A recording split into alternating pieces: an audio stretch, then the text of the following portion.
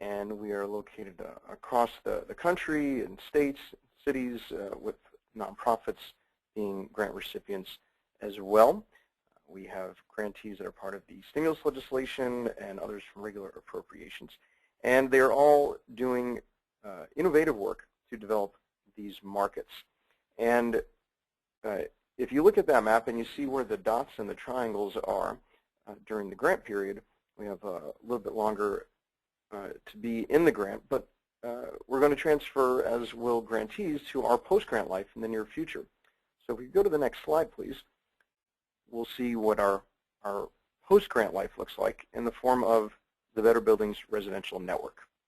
This is not a grantee program, but this will expand on the grantee program to connect energy efficiency programs and partners to share best practices to dramatically increase the number of American homes that are energy efficient. Membership is open to all organizations that are committed to accelerating the pace of energy upgrades in American homes.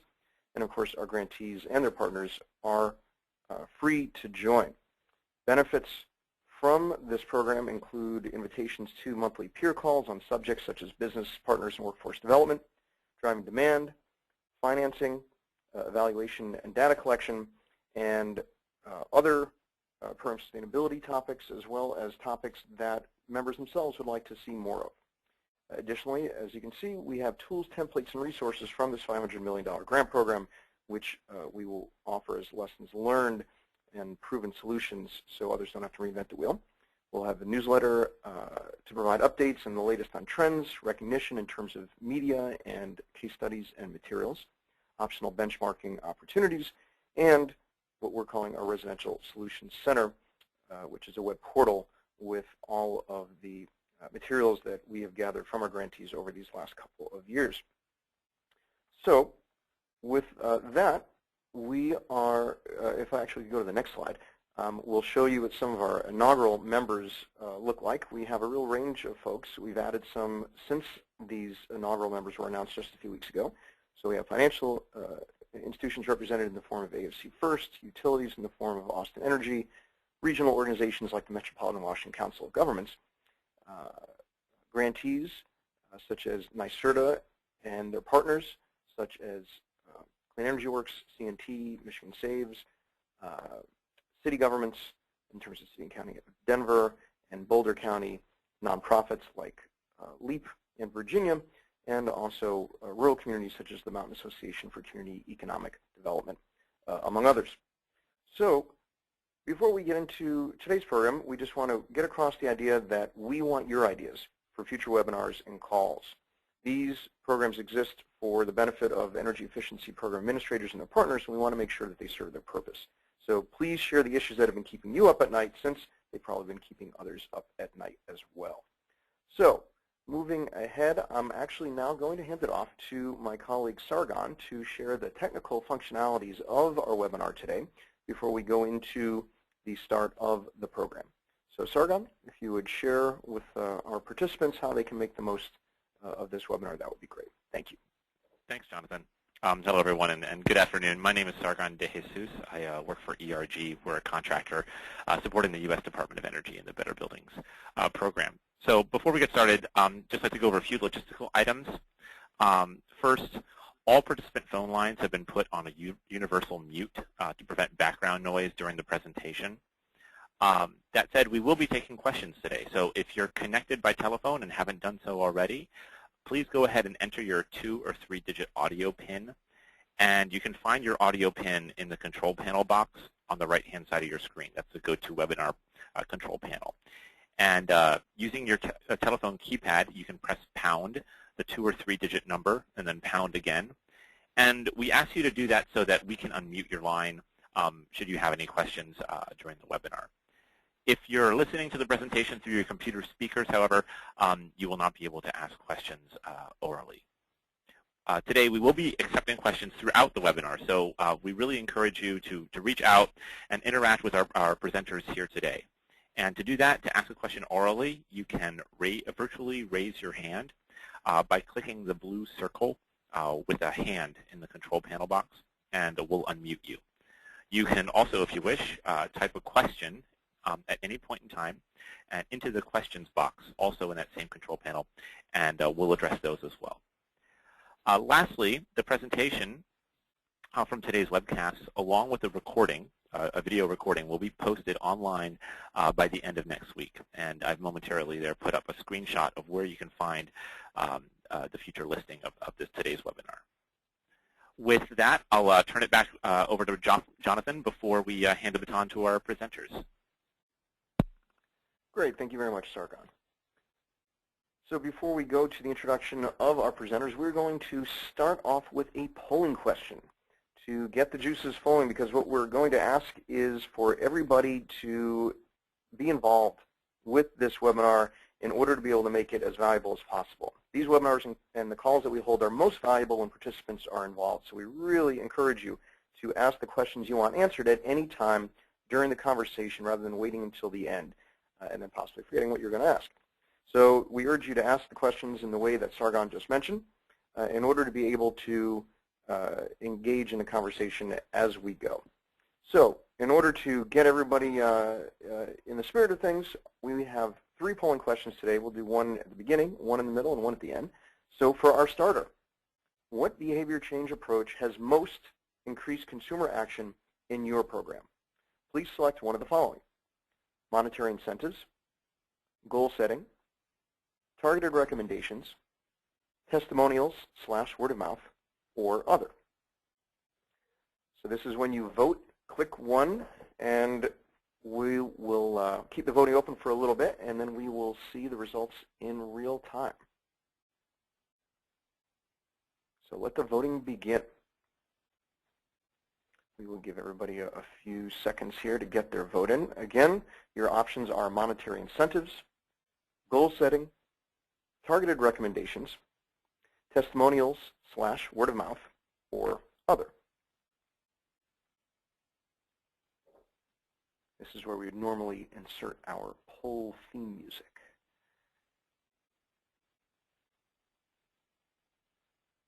But we will refrain from humming the Jeopardy theme song here. Okay, get your votes in. We're going to wrap it up in a couple of seconds.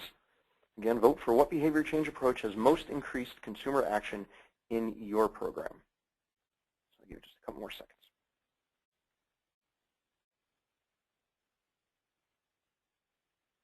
Okay, I think everybody's probably had a chance. At this point, Sargon, could you please tally up the results? Well, this is not a close vote.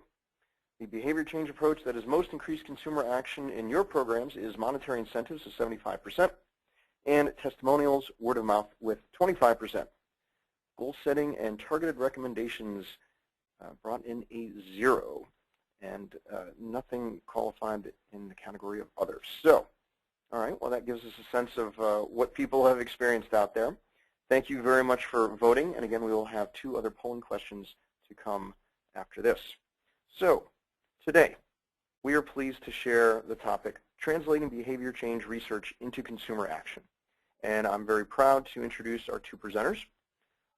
First, we're going to hear from Kat Donnelly, who is president of Empowered Devices and Associates. Kat's latest PhD is from the Massachusetts Institute of Technology in Engineering Systems and includes an emphasis in marketing, psychology, and consumer behavior. She recently completed the Connecticut Neighbor-to-Neighbor Energy Challenges process evaluation and is currently working on the quantitative evaluation, business modeling, and market segmentation. The other speaker we will have today is Jessica Bergman. She is the Director of Marketing and Development with the Connecticut Neighbor-to-Neighbor Energy Challenge. Jess began as the lead organizer for the Connecticut Neighbor-to-Neighbor Energy Challenge and has developed a strong understanding of what is happening in the marketplace as a result and how to overcome consumer inertia through messaging and community organizing.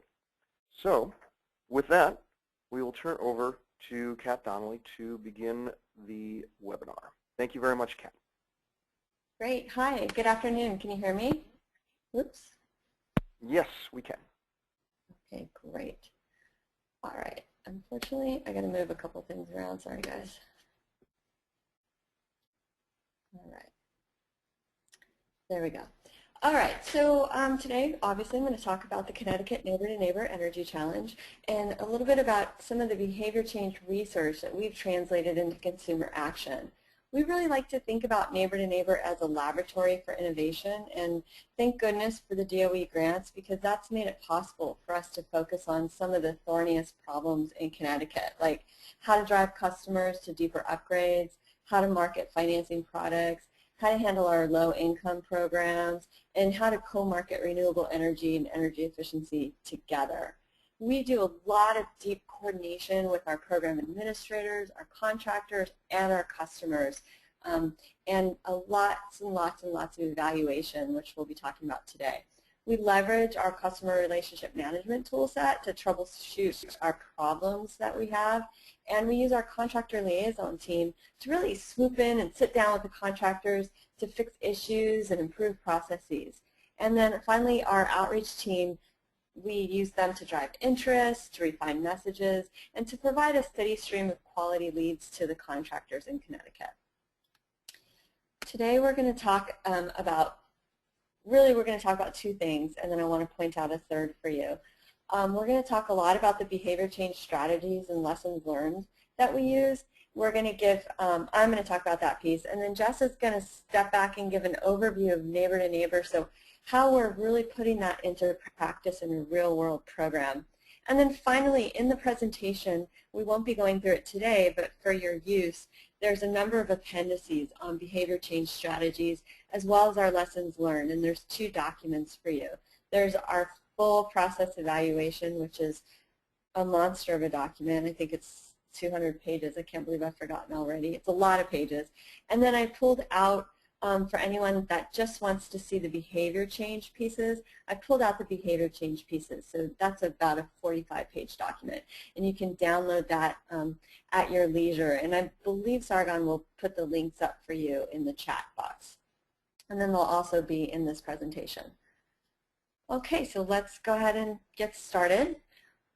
What are the challenges in the Connecticut residential market? Well, the first one's pretty obvious, and I think probably all of you are facing this, and it's the problem of that no one really cares about energy efficiency. It's just a low priority inside the household.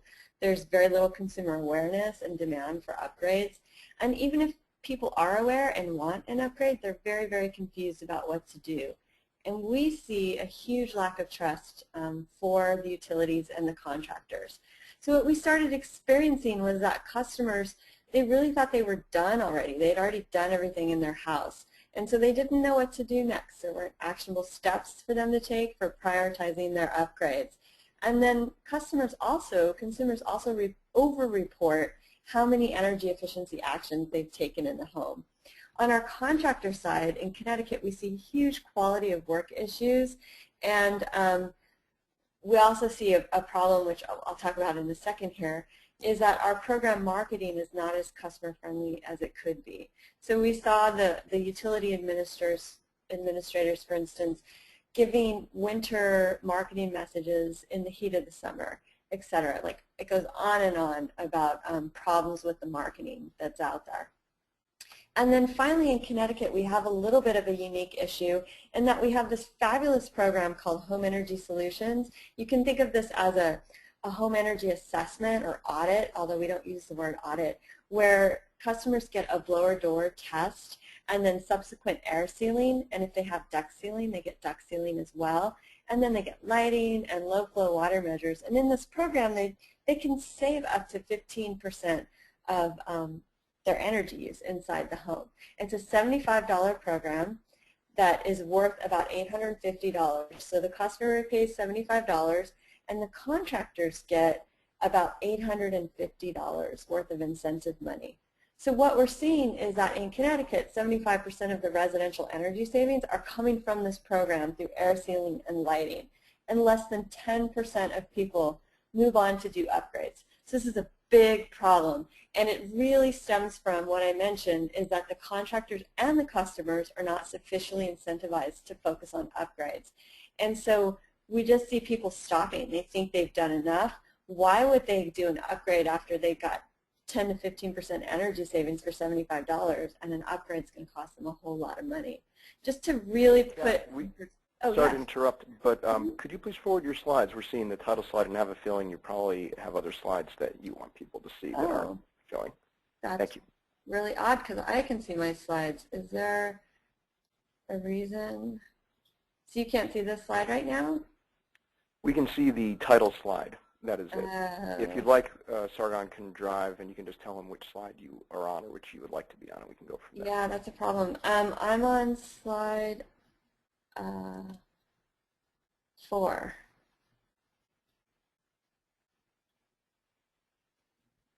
Okay, give me just a moment while I bring that up. Okay. So why don't you keep going and we'll get the slides to catch up with you. Thank you. Okay. Well, this slide's very visual, but what this slide shows is it shows what we call our contractor funnel of doom. And let me move to GoToMeeting so I can see when the slides are up. Somebody says if you click on the link above. Oh, okay. Let me know when you guys can see them. Yeah, just a moment. Just a big file is opening. Okay. So this slide that I'm looking at that you guys can't see right now is called our contractor funnel of doom. And what it shows is our program average as these leads come into the program and they are converted to home energy solutions visits, which is our audit. And we see about 60% of our leads are actually converted there. But then we only see about 22% of these customers even getting bids. Okay, there it is. Here we are. Good. We're on the same page. And so in Connecticut, we have old homes. They're big. They're large homes. We know that many more than 22% of people are eligible. Oh, it's an old version. That's okay. Are eligible for to have bids of upgrades, like some kind of insulation or something inside the home. Also, you can see here we get about an 8% conversion rate from the home energy solutions visit assessment to an actual upgrade. So it's really low. But what you can also see in this slide is that our lowest performing contractors that are getting a 1% upgrade compared to our highest performing contractors getting about 11% upgrade, we see a huge variation in contractor performance. And no matter what, the contractor performance is not going to cut it, to have a sustainable program where you're getting people to try to go to deeper upgrades. Next slide, please. So in Connecticut, we need an innovation lab. We know that our current residential energy efficiency programs don't work. We're lacking flexibility and accountability, both from a program administration standpoint as well as a contractor and customer standpoint. So Sargon, there's definitely animation through here, so just use your best guess of what to do with the animation. We need to have a way to evolve in a continuous process. We call it evolving in a petri dish. And what we've done in Neighbor to Neighbor is we've detected and woven in subtle behavioral insights into our program, which is helping, but we're still in a constrained environment. And importantly, you really have to support the program with a robust data platform. So I'm going to talk a little bit about that in the next slide. And we think behavior matters. Go ahead, Sargon, next slide, please. All right, so our approach is one of testing, learning, and adapting. And what we know is that we have to use this very robust technology platform that tracks the customers through all the energy actions. We're using real-time data collection and reporting. We're comparing the cost effectiveness of different outreach strategies that we're using. We're setting goals and targets for our campaign performance. We do a lot of measurement and evaluation, and this is our behavioral research, where we're doing quantitative action research with real-time data collection. We're doing a lot of qualitative analysis of our outreach, our messaging. We do this through in-depth interviews, surveys, customer feedback, and then we've done several behavioral experiments with our program participants. And then finally, the third piece of this test, learning, and adaptation are the program dashboards, where we use our internal and external dashboards as well as our contractor pipeline and scorecards. Next slide, please. So I'm going to take the next few slides to talk a little bit about our data that we have.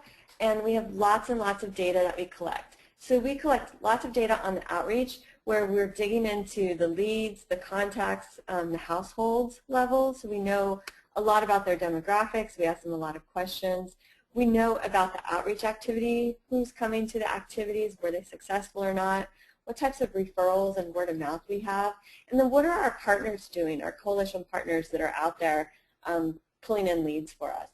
And then on the more technical side, we have a lot of data around the upgrades and the home energy solution assessments, from project information like savings, our rebates, our incentives, our costs. We have our contractor scorecards with our close, our bid, and our upgrade rates. Next slide, please. For each participant, we track a lot of information on 3 different levels. One is the contact level, where we know exactly what that person, what events they attended, what are their responses to the surveys, some of their demographics, their address, and all of that type of information. At the project level, I talked a little bit about this already, but we know what actions people have completed, from a home energy solutions visit to improvements or upgrades to solar systems. We know where they are exactly in the pipeline from sign up to completion, and we track that very closely and share that with the contractors as well. And then I already mentioned the energy savings costs and financing data. And on the household level, we know what's going on with their monthly utility data.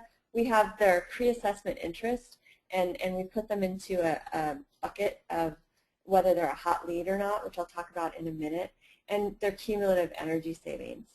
Next slide, please. Kat, we did have one question that came in. Oh, sure. What CRM platform are you using, and approximately what was the cost? And is there a per-seat annual license as well? Okay. So we're using Salesforce.com. From a cost perspective, I would have to go back and look at it. We haven't really broken it out from a cost perspective. I'm going to give you a number off the top of my head, but it scares me to give you this number because this number is from, from designing the CRM all the way through to implementing and maintaining it today. So I'm going to throw out a number of about $500,000 for that. And the third question was about licensing. Is that right? Yes, a per-seat annual license. Okay, so I don't know the cost of the annual license, and perhaps Jess knows that, but we're licensing it through a nonprofit, and I know it's a lot cheaper to license it that way, but I'd have to get back to you on that cost. And I can see if I can get more specific questions or answers to your questions on the actual cost of developing the CRM, just because I don't know that off the top of my head. Great, thanks, Kat. Next slide, please. Great. So in Connecticut, I don't want to speak for others, but I think this is probably true for most grantees and most utilities, is that what we're seeing is very poor and disorganized data collection and reporting. And Connecticut is a little unique in that it has a deemed savings model. So not only are there a lot of duplicates in the data and the data is messy, but the integrity is pretty questionable. So that's a rough situation that we're facing, and probably that everyone is facing as well. Next slide, please. So what did we do to kind of combat some of that? What we did was we created a bunch of dashboards. And this is one of our dashboard. It's our program dashboard. And in this dashboard, we're doing the continuous measuring and evaluating, where we're taking a view of what our progress looks like often. This is pretty old. I should have updated this, but I didn't. I apologize. But what we know, I said we track each customer. We know exactly what our unconverted leads are. We know what's been converted. We know how many average days it was to assign it to the contractor, which turns out to be really important. And you can see we're improving and have greatly improved over time. At the beginning of the program, it was taking us far too long to assign leads to contractors. We also know what projects are open by each one of our contractors, which we start out here, whited out here. We know which types of projects are in the pipeline and what our open projects are. We know what our goals are and where we are in our goals. Now today we have closer to 300 upgrades, but we're still not going to meet our program goals, unfortunately, because we didn't recognize all the barriers that we had dealing with the existing contractor networks and processes and incentives that are in place. And then we know, what projects were completed by type and what dates and those types of things. Next slide, please. The next, this next dashboard that I'm showing you is our weekly contractor review dashboard. And this really helps the contractors as well as us, the program administrators, know exactly where our leads are in the process. We can see things like upgrade conversion rates by contractor. And you can see a lot of variation in these, not only by contractor, but over time. We can see what's going on with our hot leads, which I think is the next slide I'll talk a little bit about. And we can see, who's doing what. And this really helps gain accountability and ownership of what's going on in our program. Next slide, please. This next slide does get into our hot leads. And in this case, this is a Salesforce report where we're looking at which people said that they were very serious about solving the problems that they had in their home. So we asked them 4 questions. This is kind of small, I apologize, but we asked them what they're interested in learning more about. Are they aware of serious problems? How serious are the problems to them? And how long do they plan to live in their home?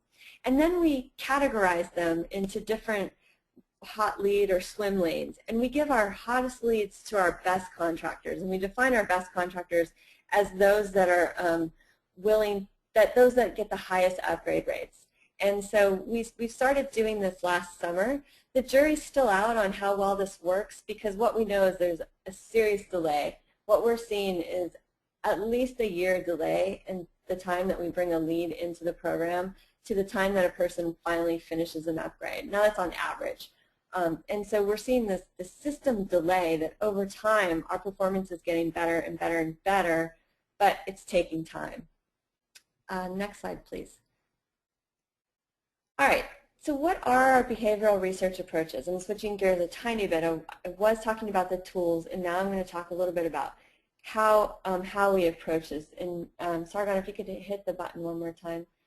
So we use an approach called participatory action research. I've already mentioned it's a continuous testing, learning, adapting process. And that's an interesting process. Behavior change is hard, so even our organizers and our program administrators have a tough time with this continuous change process. So that's been an interesting process, but we've learned a lot and we've been able to change a lot. We've done tons of quantitative analysis and then lots of behavioral experiments and surveys. We really focus on using social and behavioral approaches, real-time data collection, frequent analysis, and quick course correction. Next slide, please. So what is this participatory action research approach that we use? Well, it's called community-based social marketing, and if you're interested in learning more about this, Doug McKenzie-Moore, he's spoken at the Behavior and Energy Climate Change Conference a number of times. He has a book online called Fostering Sustainable Behavior. You can download it for free. But it's basically focused on blending both social and individual psychology behavior change strategies and targeting them at people who have a reason to care and are ready for change. Right? We know that everyone is not going to do this. So we really target on people that will. And we use them to drive the program through to others. It works on the installment plan, and the reason it does this is because people change their behavior slowly over time. So we move through predictable change stages as we change our behavior. We start by not being aware that we need to make a change, and then at this stage we need people to show us how to do it. And this is where you use education and awareness. In the second stage, we become aware, but maybe we don't shift our behavior because there are barriers in the way. We start negotiating at this stage. And here it's very, very important to reduce the barriers. And then finally, people are ready for change. And so we're there when people are ready.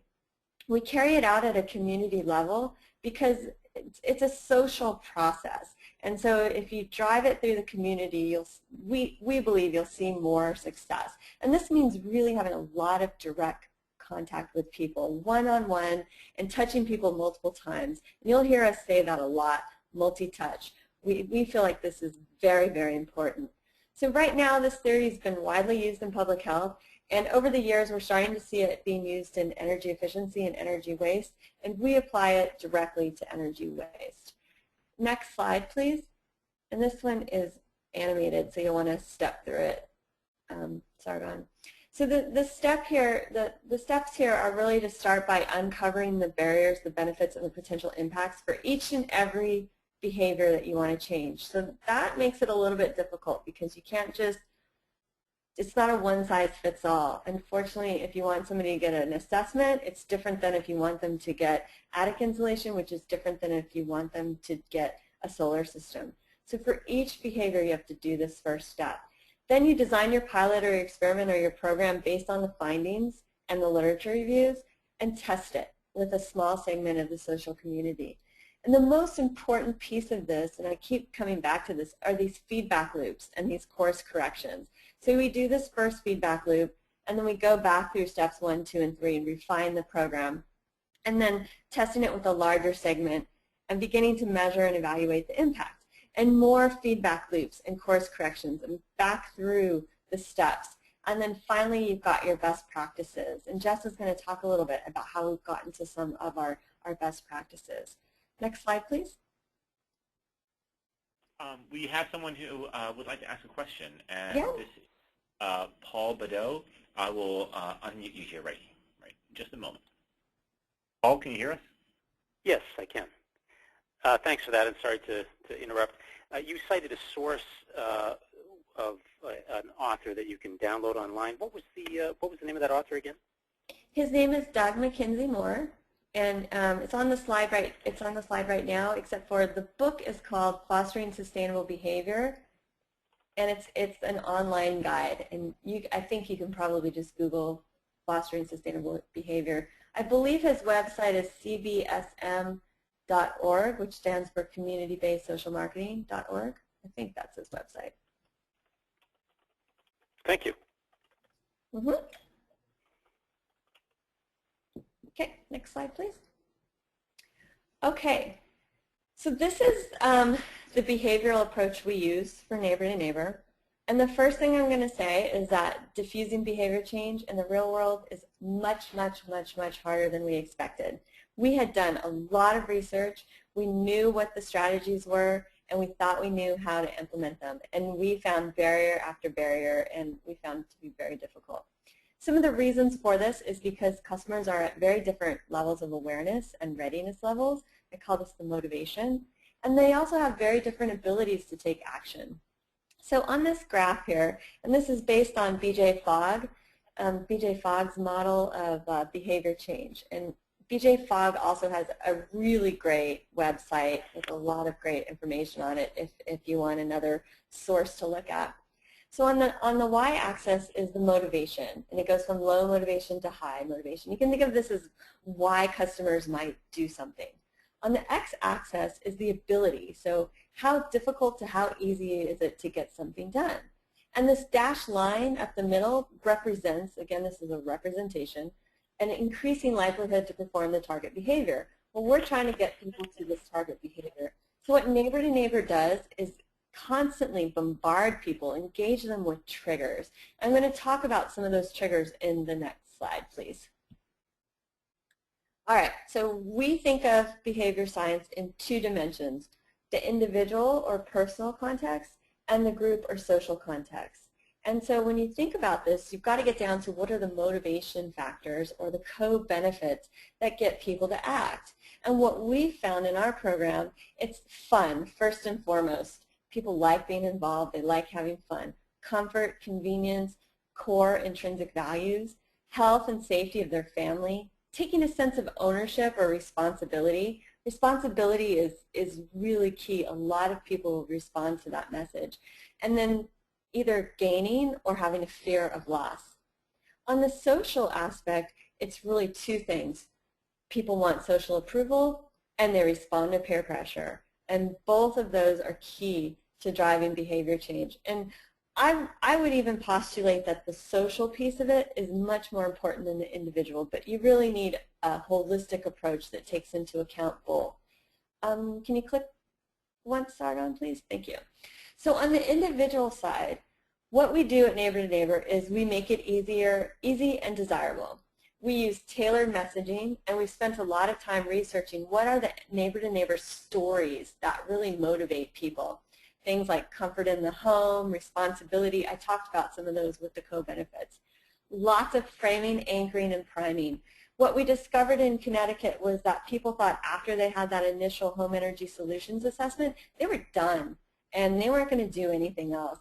And the contractors weren't priming them to upgrades. So we spent a lot of time priming, anchoring people to what is the final step. And speaking of that final step, it involves goal setting and commitments and really getting people to think to the future and where they're ultimately trying to go and to commit to that. A lot of feedback, real-time, past, projected feedback. We use scarcity a lot.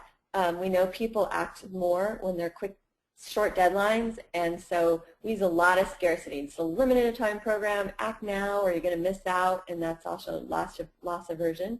And then lots of reminders, so tons of email communications with them, newsletters, energy action alerts, follow-up phone calls, and those kinds of things. And then giving them very, very clear and actionable next steps. You need to walk them through the process. And Jess will show you how we walk them through the process a little bit later. Yeah, thank you. So when you're thinking about the social side of things, perhaps the most important is the fact that in the United States, there is no social norm that wasting energy is the wrong thing to do. How do we get energy efficiency to be the right behavior? So we do a lot of things like behavioral modeling, where we have people actually stand up at workshops and at meetings and talk about what they did in their home and how it's made their life so much better. We really leverage earned media, or just the free media stories, and using our trusted messengers and our community leaders to really drive these stories. And then word of mouth. About 20% of you talked about word of mouth, and what we know is that in our program, word of mouth tends to be one of the most powerful ways to get people to continue on and do more steps, or even to get involved in the program. We do a lot of comparisons. We do this through community rewards programs, where we pit towns against each other, especially if there's already a rivalry in those towns.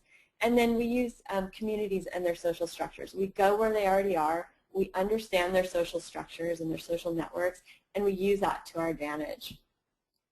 Next slide, please. Should I pause? Are there any other questions? I can't see the questions, unfortunately. Not at the moment. Okay, great. All right, so here's an example that we did. This was a qualitative research example where our problem was that we had poor close rates. Only 26% of our leads were completing our HES visit at the beginning of the program.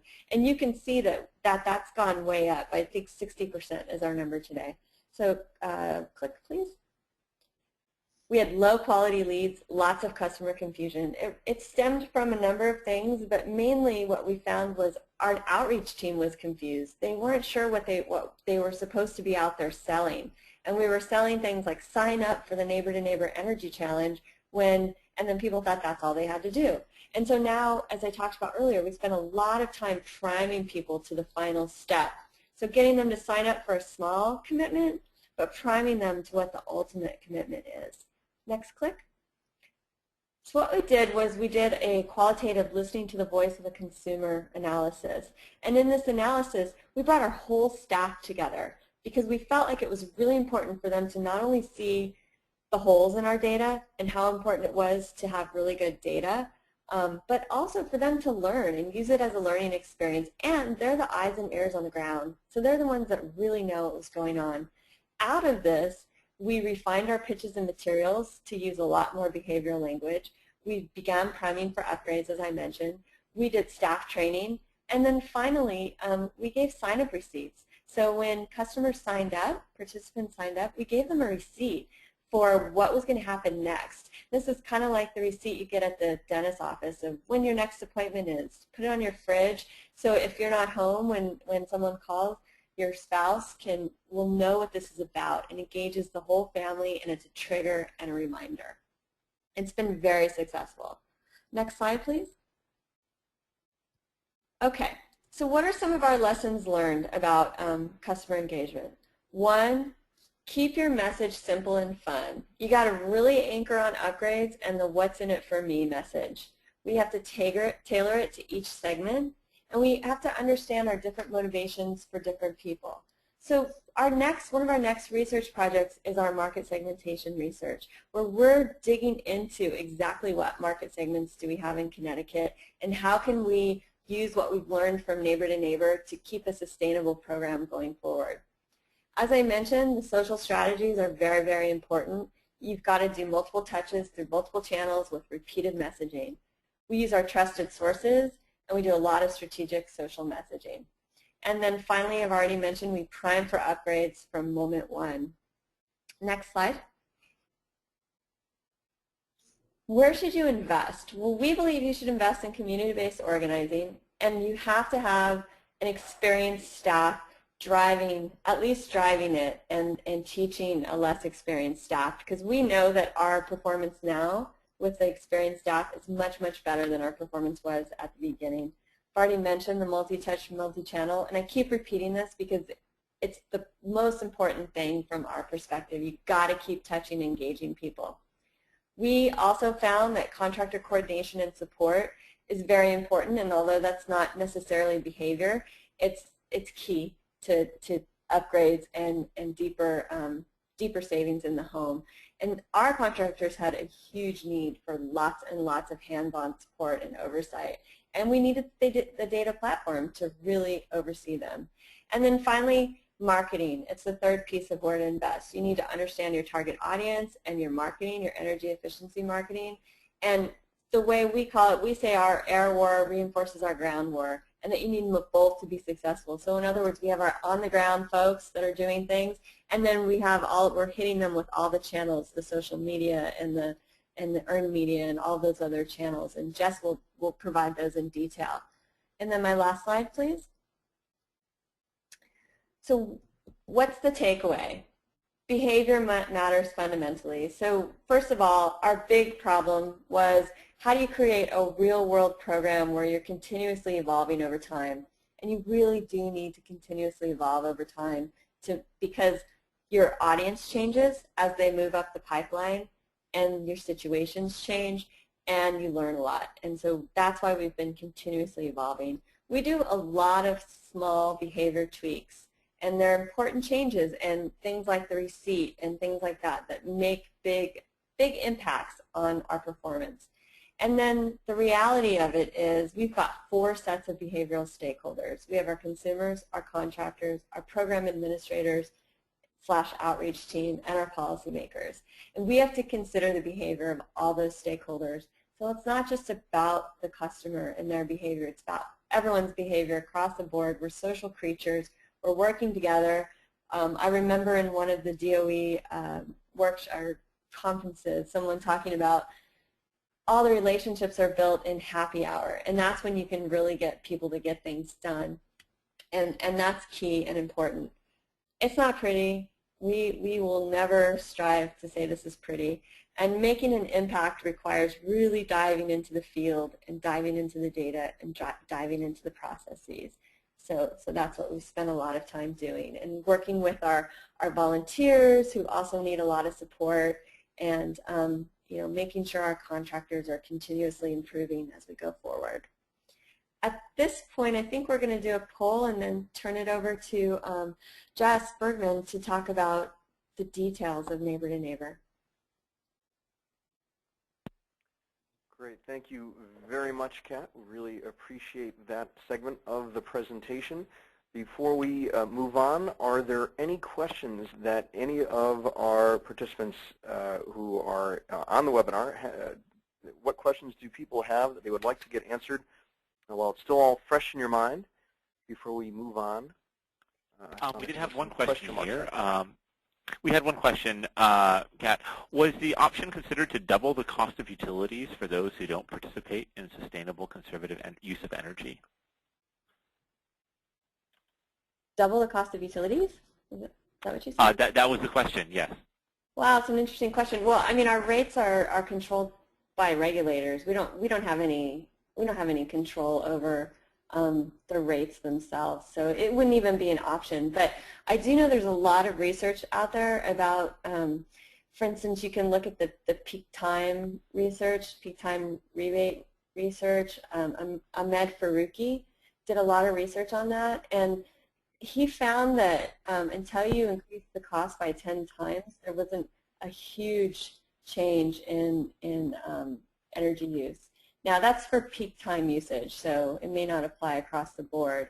But we do know that people get used to higher prices, and they're very, very interested in being comfortable in their homes. And in Connecticut, we have a pretty affluent, mostly affluent, although we do have some low income, but they're pretty affluent. And they don't seem to change their behavior based on their utility bill. So I'm not sure that's a great answer. Certainly email me if you want more information about AMED studies and those kinds of things I can point you to. Great. We had another question earlier on in the presentation. I believe you addressed it, but how do you define or measure "quote unquote" deeper upgrades? Oh, so in Connecticut we have the Home Energy Solutions Program, which includes some air sealing and lighting and those sorts of things. So we define deeper upgrades as anything past that. So insulation, HVAC, advanced air sealing, solar systems, geothermal, anything like that is what we define as deeper energy savings in the home. And I think the DOE defines 15% as the threshold, so that may be another 15% energy savings. Once we get past that, we consider we're in the deeper upgrade territory. Great. We have 2 more questions that just came in. How did you find experienced organizers, and what qualities or experience were priorities or most important for your program success? I'm gonna pass that one to Jess. That's her area. Okay. We'll sit tight on that one, unless, Jess, you would like to answer that during the presentation? I mean, at this moment? Yeah, I can. It's one of our lessons learned, so I can make sure to address it, and if I don't, just poke me and I'll answer it then. Sounds good. So one more for the moment. Did you use your CRM to automatically communicate with your prospects according to a schedule you generated? We absolutely did, yes. So when our leads come in, they're entered into the Salesforce.com system, and right away we send an automatic email to them to let them know what the next steps are and those sorts of things. And depending on, I didn't talk about all the programs we have, but Jess is going to talk about them. But we had lighting visits, we had the home energy solutions, we had solar. So depending on what they sign up for, they get different targeted letters. And then after they complete one of the steps, there's another automated email that goes out to them where we tell them what the next steps are again, and the ways we give them the actionable steps to make it easy for them to go on to upgrades. So we absolutely did, and I would say that's probably an area that we could have focused more on and done more for, because it turns out to be pretty key in keeping people involved. And so the other thing we do is we do tasks. We put tasks in the system to remind people to follow up with them, and so then that's another automated process that we use, and perhaps it's a call, remind them to participate in a call night if they've completed a certain step but haven't continued to move forward, and those sorts of things. Great. A follow-up to that was, how effective did you consider this particular CRM program to be? The CRM in general? Well, I don't think we could have run our program without it. So I would say it's key. I think it's one of the keys to being able to run a program like this. It's very effective because we drive reports out of it every day, every week, every month, every quarter, and we're able to really see where we're at in a real-time basis. And then, it's got a number of advantages to it. It's a consumer-facing tool as well, because the consumers are getting automated emails and things like that. It's a program-facing tool. It's a contractor-facing tool. And it's also a DOE, a program administrator type facing tool, because we do all of our reporting out of it. So I would say without it, I don't see how we could have possibly run a program of this magnitude. Great. Okay, should we proceed to the polling question then now? Sounds good. All right. Let's, Jonathan? Sure. Thank you, Sargon, and thank you again, Kat. This is our second of 3 polling questions. What types of research and analysis has your program conducted? Customer surveys, focus groups, contractor engagement, customer pre-qualification questions, or other? Please vote early and often, as they say in Chicago. And we'll give everybody a little bit to cast their votes. Again, what types of research and analysis has your program conducted? This is the audience participation voting segment of the program.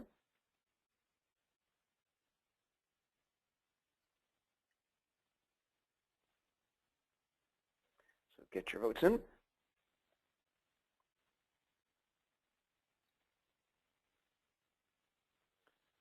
Give everybody a few more seconds and then tally everything up.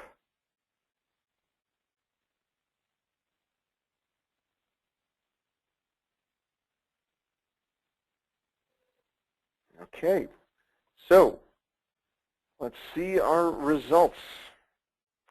Survey says customer surveys, in fact, have won the vote with 60%. Second place goes to contractor engagement with 55% in purple. Customer pre-qualification questions follows with 45%. Focus groups follows after that with 40%. And lastly, other has a significant 30%. Anybody who answered other, would you please text in what you are thinking when you clicked other? We would be interested to know what it is that you experienced that did not fall into the other categories. Again, if you chose other, if you were among those 30%, and again, you could answer more than one, please do share what you were thinking so we can capture that. That would be appreciated. Thank you. Okay. Well, with the second poll in the books, we will now go on to our second speaker, and we will turn it over to Jess Bergman. Jess, all you. Thank you. Let me just see. Okay, great. So as Kat mentioned before, for us, community-based outreach was really, really crucial, especially to help us overcome a lot of the barriers that faced residents in Connecticut. So the first thing that we really heard from people is a sense of distrust for the utilities, for contractors. So this community-based approach allowed us to delve deep into each community and establish us as the trusted source. And I'll explain a little bit how we actually got in there to become so trusted. Also, community-based helped us test and refine our messages. You know, when we first started, we thought it was all about, you know, joining your community, saving money. And as we went on, we realized that the messaging and the motivations are a little bit more complex than that. And then lastly, it really allowed us to utilize the existing social networks that were present in each of the communities in neighbor to neighbor. And we're going to talk a little bit about neighbor to neighbor, but just for anyone who didn't know or who doesn't know, the Neighbor to Neighbor Energy Challenge happened in 14 small Connecticut communities. They are very geographically diverse, all with under 30,000 households, and they all identified themselves as clean energy communities. So they had a task force, and we had buy-in from the municipality, and that really helped us when we were reaching out in the communities. If you could just click the next slide, please. Okay, so for neighbor to neighbor, we tried to engage people at different stages because we realized that some people had upgraded their homes, some had already had an assessment. So the first thing that we offered was this free workshops. And we had a whole variety of them, whether it was energy basics, workshops about historic homes, solar, ice dams, and people could just sign up and attend a workshop for free. The second thing that we had people do was sign up for a lighting program. So we used some of our money to work with the Student Conservation Association. We ran a free lighting program in, I'd say, low to moderate income communities where we installed about 20 CFLs in the home for free, and it allowed us to interact with the customer and pitch the assessment and deeper measures.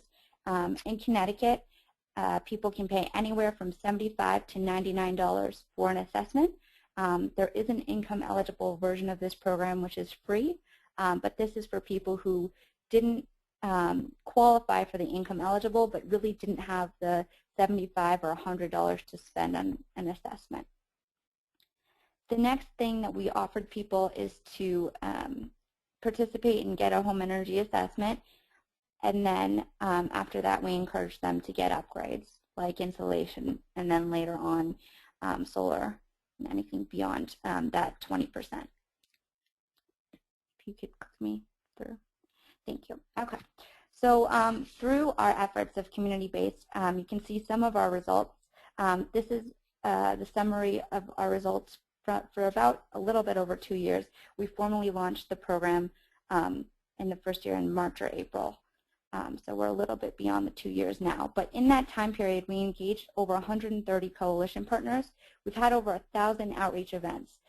So that could be presentations to local groups. It could be festivals. It's a whole variety of things.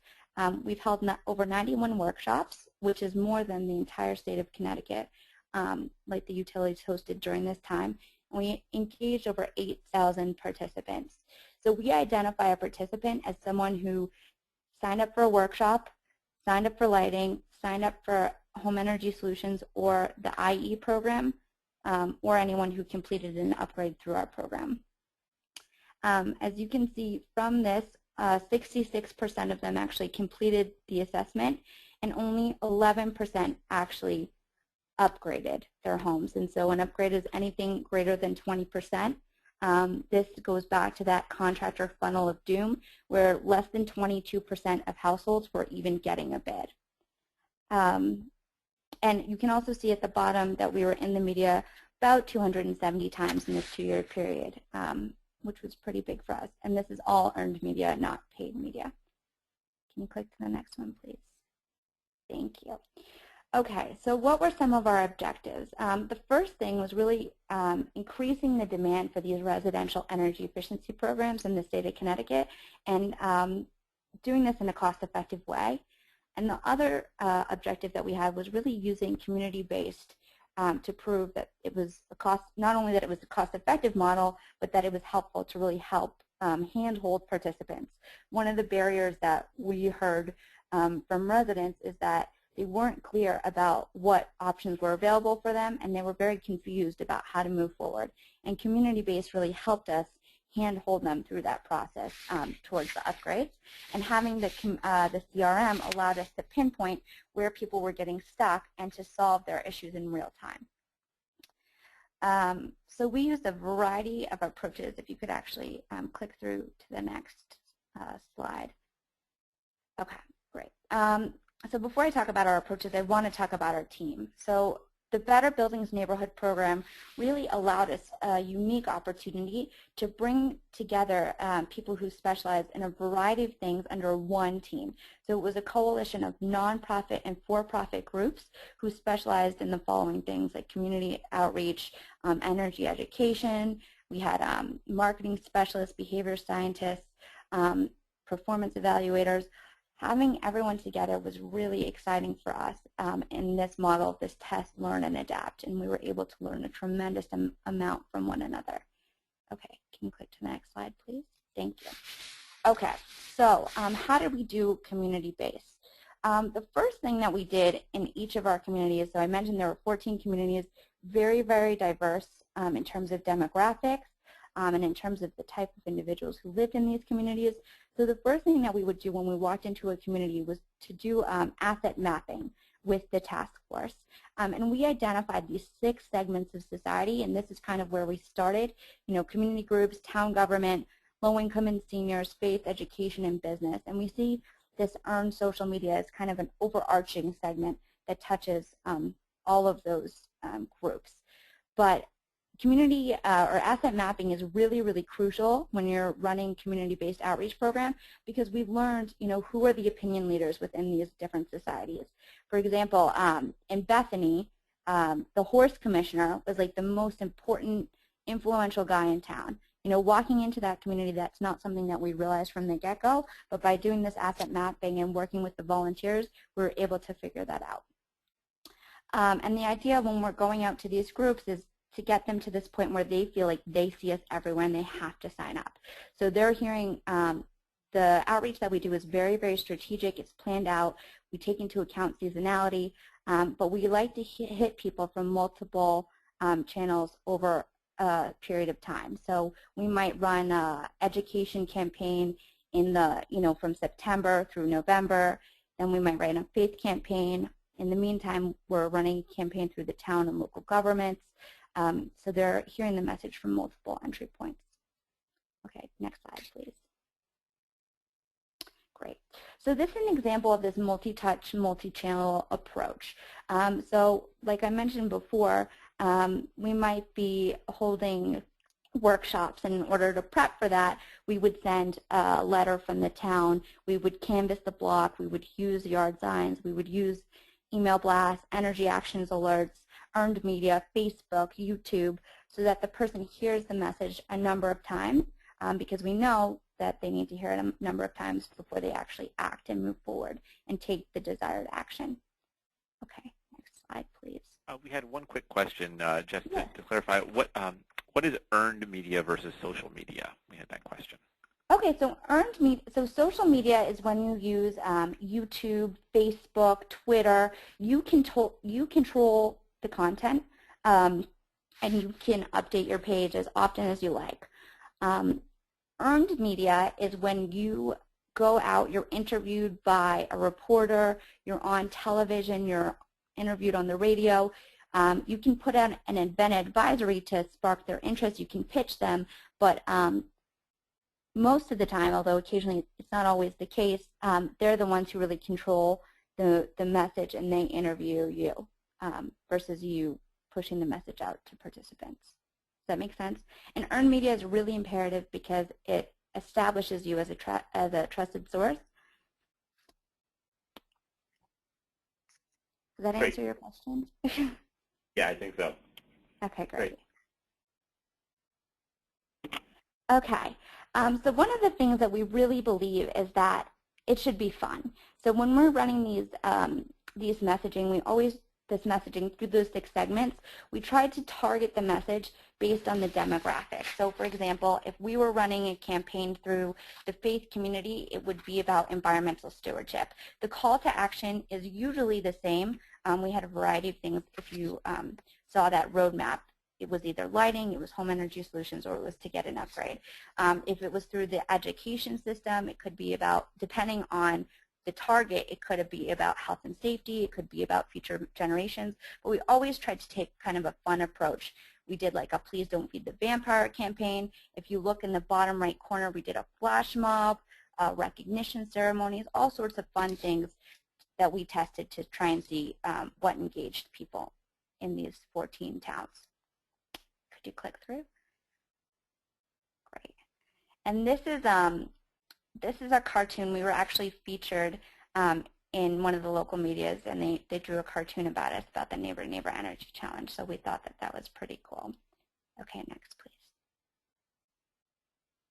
Okay, you can keep on clicking through this one, but these are just some of the examples of us being featured in the local media, and we were very strategic in terms of when we approached the earned media. So we did an editorial calendar.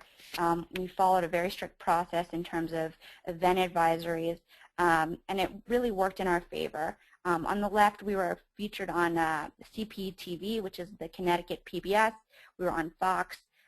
We're also on the right, you can see this is when we went with the first selectman, and he opened his home and did the assessment. And so we used a lot of different strategies to get the earned media. The flash mob was a big one. That was really fun. This is just information about our workshops. And we did see some spillover into other like regional media markets, not just within the 14 communities. Okay, click through. Keep on going, one more, I think. Okay, 2 more. Okay, great. So when we talk about community-based, we were really strategic. We thought about it like running a political campaign, where we assigned weekly, quarterly goals by town, and we really predetermined what tactics we were going to use to achieve these goals. And then I want to just highlight this for people. A really important function of this CRM was the ability to debrief the effectiveness of our outreach activities. So after each event, let's say we did a workshop and only 20 people show up, we're able to then sit down with the organizer, go over the steps and see, why did it happen? But then we can also see how many of these people actually converted to upgrade, and was this an effective use of time? Was it an issue in terms of our staff, or is it a tactic that we need to rethink? Okay, next please. This is just an example of one of the tools that I used for one of my towns. And in the top, you can see the goals that we had assigned. This is in the summer months when people in Westport actually go out to their summer houses and go on vacation. But you can see every week there's in the orange boxes, that's the events that we have planned. And then if you go down to the blue, it says, strategy by strategy, what are we going to do every week to achieve these goals? And so this was really helpful, and it allowed us to track our effectiveness over time. So we have sections for social media, and we listed our coalition partners, what they were doing, who we were presenting to, where we were tabling. And then in our Salesforce, we were able to debrief and write, what were our lessons learned, what worked, what didn't, and how can we change our approach. Okay, next page, please. Did you want to go past this too? Oh, yes, please. Sorry. Thank you. We actually had a couple questions about some of your media examples that you had, not to backtrack too much. But one person asked, how exactly did you use a flash mob to promote your program? Okay, so our flash mob, we were partnered with the schools in Westport, and we were working with the high school students. And they wanted to do an event where they promoted home energy solutions. So I should preface that anytime we work with a community group, we go through those planning tools and we set a goal for them or with them. So the school said we want to get X amount of people signed up. In Connecticut, the vendors actually give back $25 to the local nonprofit. That is not grant money. It's run completely outside of us. But so we would set a goal for them, and they were looking to raise a certain amount of money. They communicated that to people, and then we, the high school students, planned this flash mob with our help, and we bombarded this event, and then people were there actually. We invited the media, so they were filming it, and then at the end, the high school students walked around explaining what they were promoting. They chose an environmental song, and they signed people up on the spot. And then when it ran in the paper and we promoted it through the social media sites like Twitter, Facebook, etc., we got a lot of people calling in who had seen it. And I should preface this by saying that these are small Connecticut towns. They're not really used to guerrilla marketing tactics. So this was one of the first times that they'd ever seen anything like this. So it did create some buzz for us. Another question, slightly related. Aside from flash mobs, do you have any tips for making pitches to reporters for these types of programs and events? Yeah, I mean, I think for us, the number one thing was having a really engaging editorial calendar. So we came up with a theme every month of what we were going to promote, whether it was historic homes, it was about ice dams. We tried to take because in the beginning we just invited people into people's homes. We just wrote generic articles about the services that were offered. But I think trying to create a creative edge, but also connecting it to the local population is really important. A lot of papers have what they call beat reporters who focus on certain communities. So we were able to really use that to our advantage. And I would also say just take the time. We had in the beginning a list of all of the newspapers in our area and all of the reporters, and we reached out to them to sit down with them and make a relationship, and that really helped us over time as well. Great. Let's continue. Okay, great. So we learned a lot from our community outreach. When I was talking before about our diverse partners, one thing that we tried was to work with the Student Conservation Association, which is essentially like an AmeriCorps program. It's all about professional development. It's an internship. And we worked with them to actually promote the program. we'll talk a little bit later about how that worked out, but in general, we recommend if you're going to do that, not to do performance-based and to hire experienced organizers. So we do work with the Clean Water Action Group, and those are all full-time staff who specialize in community grassroots organizing. Our big lessons learned is that you should work with local leaders on asset mapping. This is what I was talking about before with Bethany and the horse commissioner. If we had put our assumptions and didn't talk to them, we would have never known to approach him. Having rigorous goal-based campaigns are really important. So whenever I do a workshop, I say, okay, my goal is to get 50 or 100 people there, and then I take the steps to get there. And if I don't have, let's say, 50 RSVPs, then I cancel it. You need to do a multi-touch basket of approaches, so it's not just tabling, it's not just canvassing, it's not just presenting to community groups or earned media. It has to be a multi-touch approach. And another thing that we really learned is the importance of using the data to monitor our effectiveness of each of our strategies. I can't highlight that enough. It's really, really crucial. And then also to increase the effectiveness of your ground war, as Kat was saying before, by coordinating your earned and social media. So if you're doing a canvas, invite a local reporter on it, or if you're doing a workshop, reach out to the press to let them know that it's going on. That's going to increase your success rate by a ton. Okay, next please. Thank you.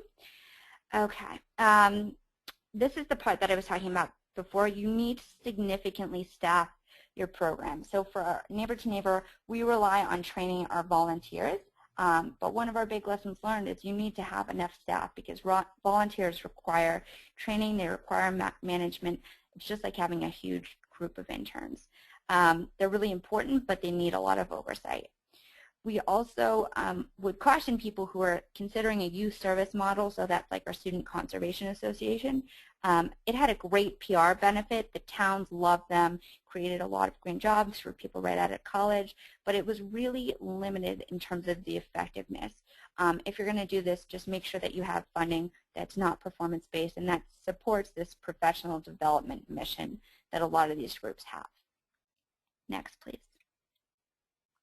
Oh, I guess that's it. Does anybody have any questions? Actually, we do have a number of questions here. Our first one here, what was the ECGB budget for the Neighbor to Neighbor program? What was the I'm sorry, what is ECGB, I'm going to have to defer to Jonathan on that acronym. But that was the question. I can answer that. This is Kat. That's the Energy Efficiency Community Block Grant. That's the kind of grant that we got, and our budget was $4.2 million. Yeah, and I would just add that, as Kat said before, we did use a significant amount for our data tool. Yeah, and we also leveraged existing state funding. So in other words, we leveraged the incentive programs for the home energy solution assessments as well as the state rebates for any of the insulation or HVAC or window upgrades. So those were rebate programs that we were able to leverage. We have another question. What is the plan to sustain the program post-grant? That is a very good question. Right now, the plan is, I call it trifold or maybe bifold at this point, but one is a performance-based model where we work with a subset of contractors to continue to generate leads for them. One of the things that we did in our program was to use the data to see who was really pulling through to upgrade. So we would work with the highest performing contractors in new communities. So that's one potential revenue stream. Another one is through the utilities and SEPIA, the Green Bank, to help them with their existing programs.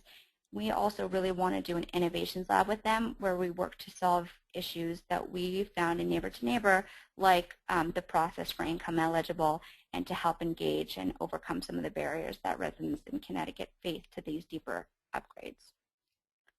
So those are the two main ones, and then the third would be foundation funding. Those are the main ones. Kat, do you want to add anything? Nope, I think that covers them.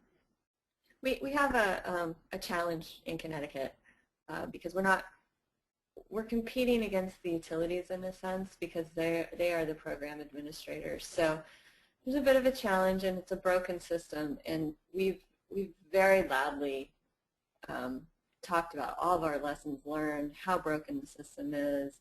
You know, in some ways we're a little bit of the enemy, but we're working through that, and we'll see if how it works out. But Jess is definitely working very hard on the sustainable model going forward. Great. We have a couple questions about operations here. How many people are on your staff? That's a great question. Do you want currently? It changed over time because we did have the Clean Energy Corps, that SDA model. I think at the height of the program, when we were the most active, we had about 20 people on staff. At this point in time, we have about 10.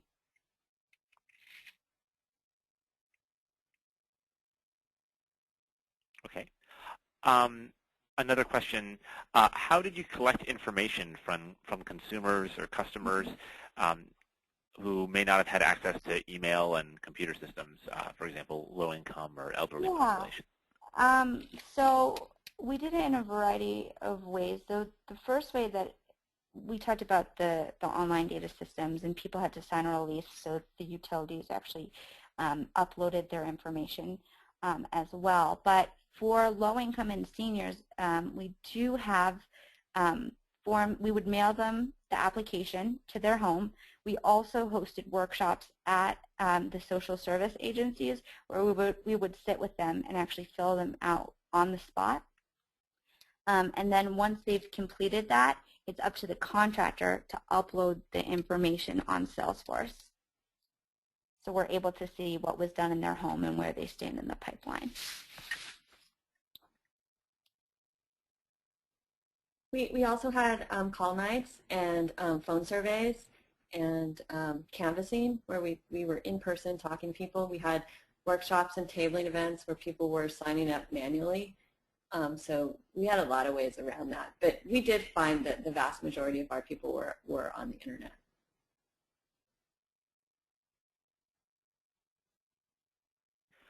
There seemed to be great interest in some of the tools that you had in your presentation. And I presume that meant the spreadsheet that you showed a screenshot of, in part. And are any of the tools that you demonstrated here in the presentation available to participants who might also be viewing the webinar? That's a great question. Right now, we're looking at licensing, so I'm not sure, but we are putting together toolkits and best practices. What are your thoughts, Kat? Yeah, we are looking at licensing it. Email us directly if you're interested, and we'll find out if we can share. Kat, a question for you. At the end of the day, what was the biggest challenge to your success? The contractor network, by far. And that's a, you know, I don't want to point fingers at the contractors in a sense because they are fat and happy from the incentive structure. So the contractors weren't speaking the language of upgrades. There's no quality control system over the home energy solutions bids that go out. There's no requirements to give bids. So it's this broken structure that has created a contractor network that is really happy just doing the assessments only. So at the end of the day, that's the linchpin for us, and you know, we're fighting with the efficiency board to change all of that, but it's a big challenge. It's a big struggle. Question on that. This is Jonathan. Did you in the program engage in any sales training for your staff as well as for contractors? Yes, absolutely. So for our staff, we had continuous training throughout. We they have a 2-week training program at the beginning when they first come in, and then we have continuous training throughout. And I mean, we have I don't remember what's all on the training now, but it's everything from Behavior 101, how to talk to customers, sales, to the technical side, and a lot in between. So when I say the technical side, I mean, you know, what is a home energy solutions assessment? What is an upgrade? You know, how can you recognize that? And then it was things like, well, what are the stories that we should be using to resonate with people? And how do you recognize when somebody's going to relate to this story or that story? I mean, we did a lot of detailed training. From the contractor standpoint, we did 2 Dale Carnegie sales training events. And Neighbor to Neighbor did subsidize that, and I believe the utility administrator also subsidized that as well. To be honest, we found from our perspective, from our outreach staff training, huge improvements. But from the contractor training, we were really disappointed in the results. We expected it to make a much bigger difference. But again, we're feeding into a broken process. So until that process is fixed, I don't see how the contractors would really change when they can make $750 on the audit itself, and they're quite happy doing that. Just 2 audits a day, and you know, we call them fat and happy. Lots of money for that. It's lucrative. We've seen those are going to end. Those are going to end at some point soon, and so helping contractors understand the market and a sustainable market sounds like it's also a big challenge. I understand that the incentives don't really motivate them in the short term, but it seems like they are not understanding that when your program and your $4 million and change is gone, you know, what do they do then? Oh no, these incentives are existing incentives that we built on, and that's why we had so much problems. Those incentives are remaining, but I will say we've seen a really positive change in the contractor network just through our weekly contractor meetings, and they're really engaged and they're excited about what we do. They're excited to share their learnings. They're excited to change their processes, and we've seen improvements over time. We've also seen an efficiency first chapter begin in Connecticut, and so we're excited, and we're seeing whole home performance contractors come into the market, but they can't access the incentive structure that's there today. So it's a little bit of an uphill battle, but it's slowly changing. We're seeing market transformation. It's still our biggest challenge today.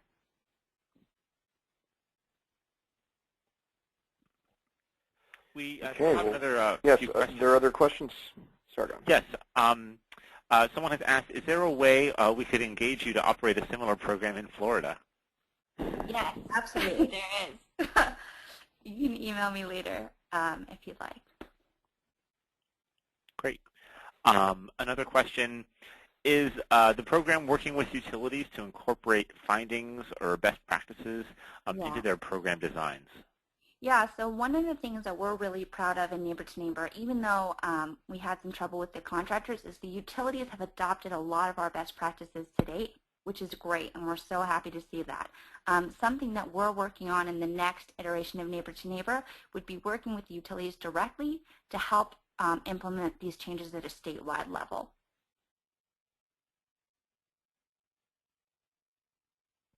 Excellent. Okay, so we've got just about a minute here remaining in our scheduled time. If anyone else has any questions that they'd like to ask our presenters, now's your opportunity.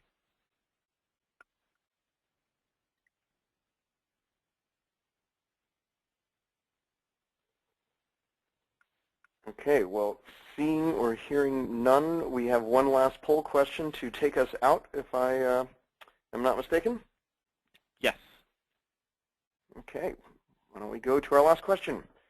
So, for all those on the call, what metrics do you use to evaluate your program's outcomes? Select all that apply. Customer signups, upgrade completions, conversion ratios from lead to upgrade, or other. Please feel free to select all that apply and vote, and we will wind down with our last part of the program.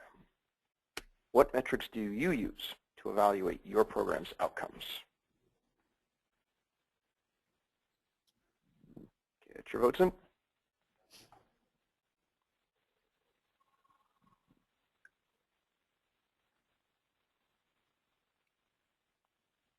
All right, give everybody a couple more seconds to choose from or select more than one of customer signups, upgrade completions, conversion ratios, or other.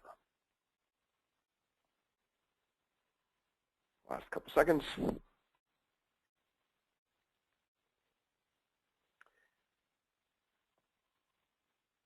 All right then, let's call our last vote of the day and see our results.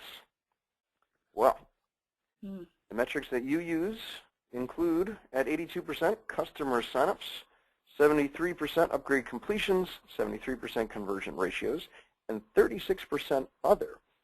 Again, if you chose other, please do text in what you were thinking, and we will capture that for purposes of the summary that will go up and out. That's a nice chunk for other. So again, please chat us with what you were thinking when you voted that way. And with that, I will say thank you very much. Thank you to everybody who signed up and participated in this webinar. Thank you very much to Sargon for his support. And thank you very much to our speakers, Kat and Jess. We really appreciate your time. We appreciate your expertise and your experience. You have shared a great deal of knowledge with us today, and for that we say thank you very much. So again, please share your ideas, everybody on the call, for things that you would like to hear that would be helpful to you in your work, and we will look to continue to engage